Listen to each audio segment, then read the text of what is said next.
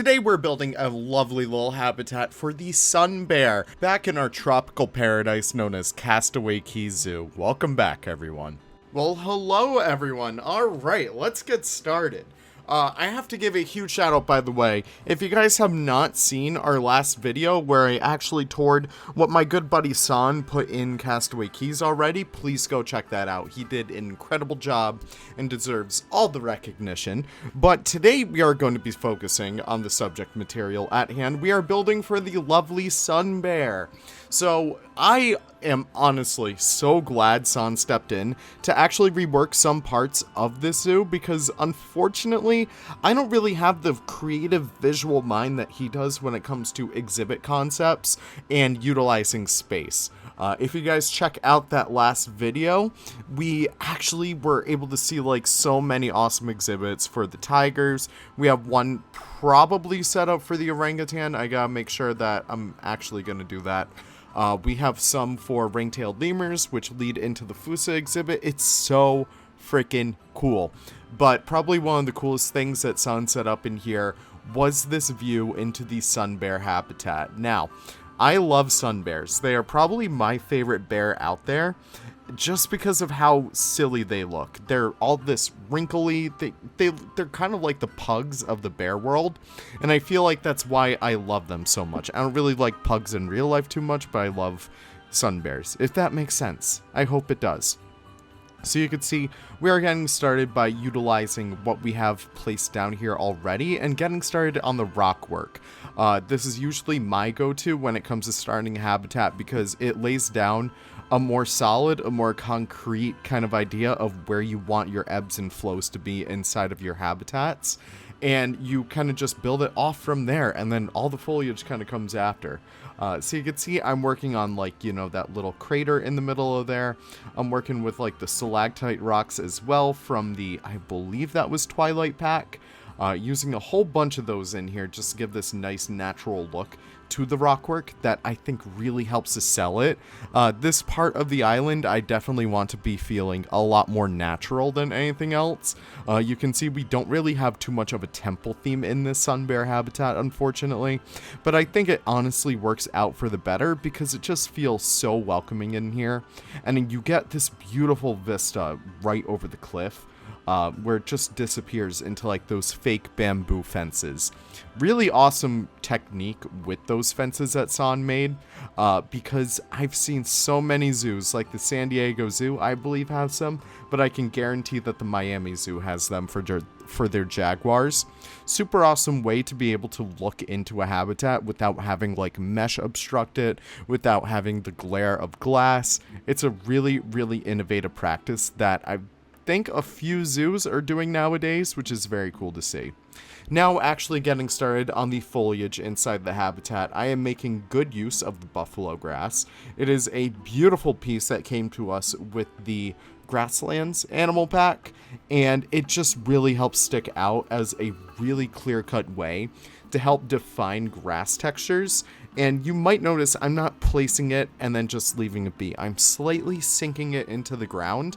That way it sort of blends with the rest of the textures around there, and it really helps to sell the vibe that this is very much an overgrowing habitat. Wherever the bears don't walk, you would oftentimes get a little bit more extra foliage, whether it be from weeds or grass just spreading.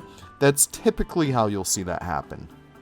Now actually working in here and using some of these pieces I actually made for the gibbon habitat all those years ago. Oh my gosh, the tropical pack feels so far away, even though it was only like, what, 2 updates ago? I don't know, it's so crazy. But I don't know, I'm just so happy to be back in here. I kind of set out for Castaway Keys to be a smaller zoo, and because of that I really just wanted to finish it, and I couldn't really come up with the pieces myself, but I think San kind of gave me the kick in the pants that I needed when it came to finishing everything in here. So you can see I'm making good use of the saltwort bushes. I'm also using those ferns, those basket ferns. I flip them 180 against each other, and I start to place them all throughout. That way I can get this nice looking fully condensed fern, and just start to place that anywhere I want. It's super useful. So beyond that, I also add in some of these fig trees. I loved to make these back when I started this zoo, and they really help to set the vibe. I feel like purple definitely is such a key color when it comes to Castaway keys, that it just looks incredible once it's all together. And you can see I'm doing a lot of work with like the rest of the planting as well, just making sure that, you know, all the guest areas feel at least a little bit more ornately planted than anything else. Typically, whenever I do make zoos, even if Castaway Keys is a somewhat fantastical zoo, I always like to keep in mind realism. And some of those can kind of be what kind of plants would exist in a animal's habitat and what would exist on like the sidelines where the guests would kind of walk besides. And that's kind of why I use a lot more fancy looking plants where the guests would be.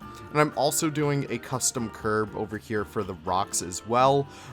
This pathway doesn't really have the best curb, so I am trying to organically weave it in with like the tropical rocks and stuff like that. I think it turns out pretty good. I do like a few lazy techniques throughout there. I kind of just rotate it 180 and then call it a day right there. Probably not the best thing I could do, but it's really nothing that you would notice.